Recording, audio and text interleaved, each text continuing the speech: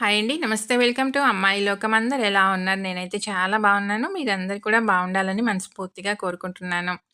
ఇవాళ మన రెసిపీ వచ్చేసి బియ్యము, బంగాళదుంపతో చాలా సింపుల్‌గా అయిపోయే ఒక మంచి స్నాక్ రెసిపీ. ఎలా చేయాలో చూద్దాం. స్కిప్ చేయకుండా చూడండి. ముందుగా మిక్సింగ్ బౌల్‌లో ఒక కప్పు బియ్యం తీసుకున్నాము. దీన్ని మంచిగా 2, 3 సార్లు కడిగేసుకుందామండి. ఇక్కడ మనం అన్నం వండుకోవడానికి ఏదైతే వాడుకుంటామో అదే బియ్యం అండి. రేషన్ బియ్యం కూడా యూజ్ చేసుకోవచ్చు. ఇప్పుడు దీనిలో నీళ్లు పోసేసి మూత పెట్టి ఒక గంట పాటు నానబెట్టుకుందాము. మీకంత టైం లేదనుకోండి 30 నిమిషాల పాటు నానబెట్టుకుంటే సరిపోతుంది. గంట తర్వాత చూద్దాము. బియ్యం చక్కగా నానిపోయినాయండి. ఇప్పుడు దీన్ని మనం మిక్సీ జార్‌లోకి మార్చుకుందాం.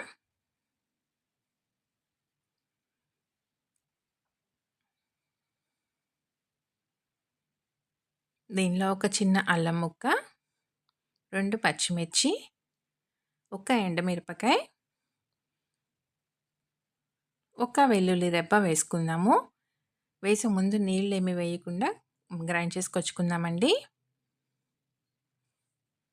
ఇలా గ్రైండ్ చేసుకున్న తర్వాత 1, 2 టేబుల్ స్పూన్లు మాత్రమే నీళ్ళు యాడ్ చేసుకోవాలి. నీళ్ళు యాడ్ చేసుకొని మిక్సీ పట్టుకున్నామనుకోండి చూడండి ఇలా ఉండాలనమాట కన్సిస్టెన్సీ మనకి. పిండి అస్సలు పలచన కాకూడదు. ఇప్పుడు దీన్ని మిక్సింగ్ బౌల్‌లోకి మార్చుకుందాం. దీనిలో ఒక ఉడకబెట్టిన మీడియం సైజ్ బంగాళదుంప అండి. ఉడకబెట్టి ముందుగానే ఆరబెట్టుకొని పక్కన పెట్టుకున్నాము. దాన్ని తురిమేసి తీసుకుందాము. ఇలా తురుముకోవటం వల్ల ఉండలు కానీ ఏమి లేకుండా చక్కగా మనకి పిండితో పాటు కలిసిపోతుంది.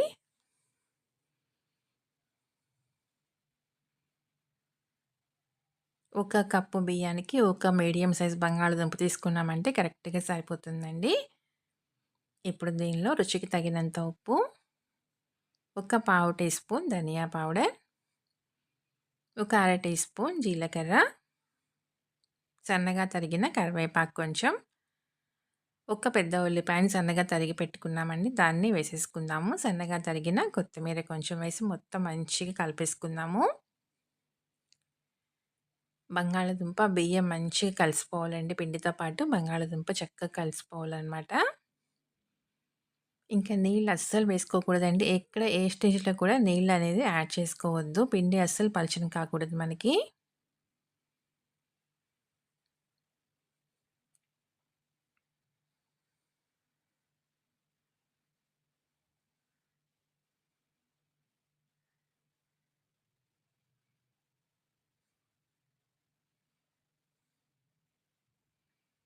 ఇలా కలుపుకున్న తర్వాత ఒక్క చిటికెడు వంట సోడా వేసుకుందామండి. మంచిగా పొంగుతాయి. దీన్ని కూడా మొత్తం మంచిగా కలిపేసుకుందాము.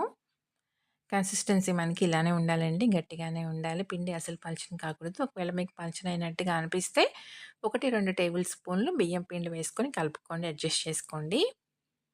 చూసారు కదా! కరెక్ట్‌గా ఉందనమాట కన్సిస్టెన్సీ. ఇప్పుడు వేళ్ళకి కొంచెం నూనె అప్లై చేసుకొని దీన్ని మీకు నచ్చిన షేప్‌లో చేసుకోవచ్చండి. రౌండ్‌గా కావాలంటే రౌండ్‌గా చేసుకోవచ్చు. ఈ రోజున సిలిండ్రికల్ షేప్‌లో చేశాననమాట.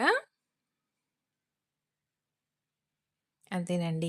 చాలా సింపుల్ అనమాట. అన్నీ ఇలానే రెడీ చేసుకొని తీసుకుందాము. టేస్ట్ అయితే చాలా అంటే చాలా బావుంటుందండి. అన్నీ రెడీ అయిపోయినాయి. దీన్ని పక్కన పెట్టుకుందాము. కడాయిలో నూనె పెట్టుకుందామండి. నూనె వేడెక్కిన తర్వాత ఎక్కువ కాగకుండా నూనె మనకి మోడరేట్‌గా ఉంటే సరిపోతుందండి వేడి.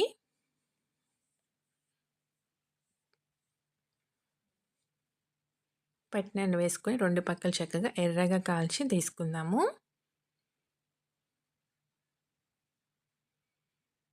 స్టవ్ హై ఫ్లేమ్‌లో ఉందనుకోండి మనకి వెయ్యగానే కలర్ మారిపోతుంది. కానీ లోపల పచ్చిదనం అలానే ఉంటుంది.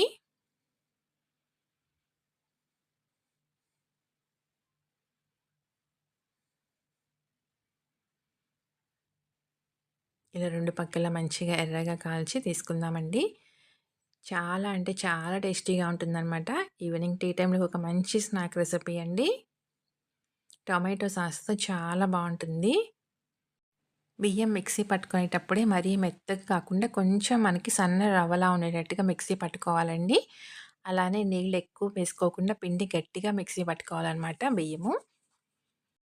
అలా సన్న రవ్వలాగా మిక్సీ పట్టుకోవటం వల్ల మనకి పై లేయర్ అనేది మంచి క్రిస్పీగా ఉంటుందండి. లోపల బంగాళదుంప వేసుకోవటం వల్ల మంచి సాఫ్ట్‌గా ఉంటుందనమాట. టేస్ట్ అయితే చాలా బావుంటుంది.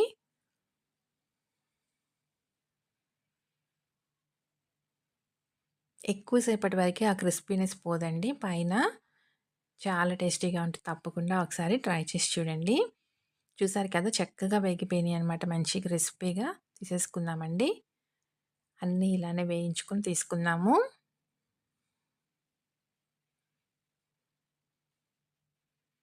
చూసారు కదా! ఎంత క్రిస్పీగా ఉన్నాయో. తప్పకుండా మీరు ట్రై చేసి చూడండి. మీకెలా వచ్చిందో కూడా నాకు తప్పనిసరిగా కమెంట్ చేయండి. అలానే వీడియో నచ్చినట్లయితే తప్పకుండా సబ్స్క్రైబ్ చేసుకొని ఒక లైక్ ఇచ్చేయండి. మీ ఫ్రెండ్స్‌కి, ఫ్యామిలీ మెంబర్స్‌కి షేర్ చేయండి. ఒకటి ఓపెన్ చేసి చూద్దాము. చూడండి పైన మంచి క్రిస్పీగా ఉందనమాట. లోపల సాఫ్ట్‌గా టేస్ట్ అయితే చాలా బావుంది. తప్పకుండా ట్రై చేసి చూడండి. ఈరోజు రెసిపీ అయితే ఇంతేనండి. రేపు ఇంకో కొత్త రెసిపీతో మీ ముందుకొచ్చేస్తాను. Thank you for watching.